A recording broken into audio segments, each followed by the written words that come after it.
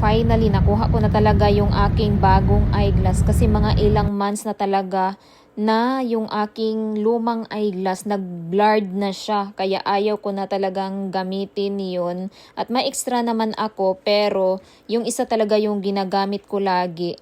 At buti na lang dito may insurance kaya mapa-less yung bayad mo sa mga eyeglass dito. At ito na, suot-suot ko na talaga kasi dito kapag wala kang insurance, sobrang mahal talaga ng mga eyeglasses dito. Parang times 3 sa atin ang presyo. Kaya sobrang mahal at kailangan talaga dito na may insurance ka para mas less yung bayad mo. Ito, suot-suot ko na yung aking bagong eyeglass. So, nakuha ko to kahapon kay asawa, wala pa yung sa kanya kasi every time na magpa-change kami ng eyeglass, magsama talaga kaming dalawa. Pero kahapon nag-message sila na akala namin sa kanya yung mas nauna na makuha namin, pero ito yung mas nauna, sa kanya wala pa. Hopefully mag-message sila ngayon para makuha namin. At ito naman yung bago. At ito yung binigay nila sa akin na lalagyan. Pero nilagay ko dito yung aking isa pang eyeglass na sinusuot ko kahapon bago ko to kinuha sa kanila. At ito siya, minsan ko lang to siya nagamit. At sobrang ganda pa ng yung lens niya. Napaka-clear pa siya. At ito yung gagamitin ko na extra kasi hindi naman pwede na lagi ko na lang siguro tong isusuot. So, pag mga importante, mga lakad, ganon, may babasahin. So, ito mas maganda to siya. At ito naman, mas okay pa to siya. Pang extra ko na lang to.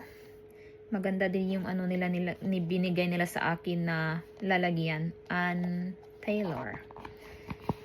Ito yung bagong lalagyan sa bago kong eyeglass. Ito naman yung sa ganda din yung binigay nila sa akin noon, na lalagyan. Terry Burch ba to? Terry Burch. Ito yung lalagyan, tama to siya. Ito. Pero itong glass na to, medyo ano na siya, medyo blurred na sa akin. At pag magbasa ako, parang magdikit-dikit na yung litra minsan. So, parang hindi ko na talaga to siya gagamitin. Kasi hindi na siya maganda. Parang parang mag-DC ka na. Parang malipong ka na, usahay ba or nung ganun, parang dizziness. So, ito naman yung galing pa sa Pinas. Ano to siya? Ang frame nito, nagandahan ako sa frame nito kasi ano to siya, Kate Spade. Yan, may ano siya dito. May mahal din yung frame na to. Kate Spade siya. And maganda din to. Mas gusto ko talaga yung kulay niya, yung black, kasi fit talaga sa akin pag black ang kulay. Mas maganda. Pero medyo ano na to siya dito. Medyo hindi na siya masyadong sikip yung dito niya. So, iwan ko kung ito ba yung binigay nila sa akin. Parang hindi ito Nilagyan ko ng ibang mga eyeglass yata, yung sunglasses. Ito, naka-apat na ako. Iwan ko, hindi ko makita yung isang lalagyan na to.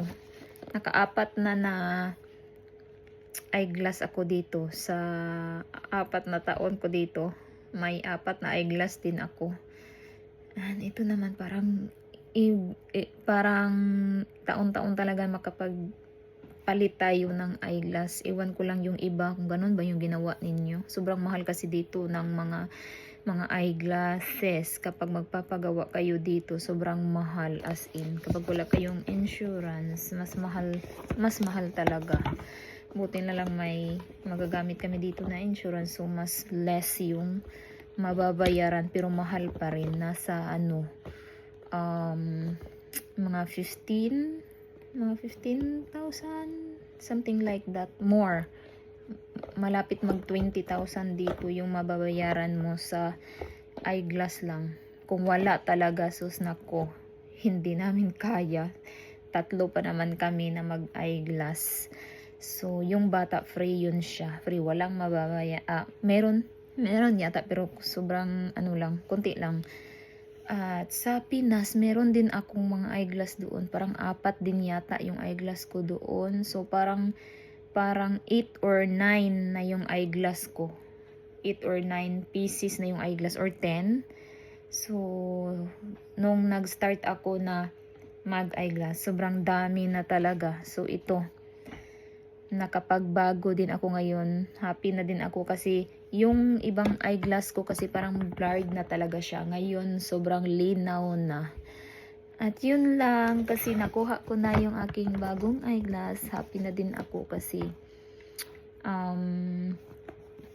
mas maganda din yung bago kasi gamitin. At ito na, mag-ano din to siya, mag-dark siya kapag nasa ano ka, kapag nasa labas ka or magda-drive ka. So, mas maganda siya. Parang greenish yung makikita nyo dito.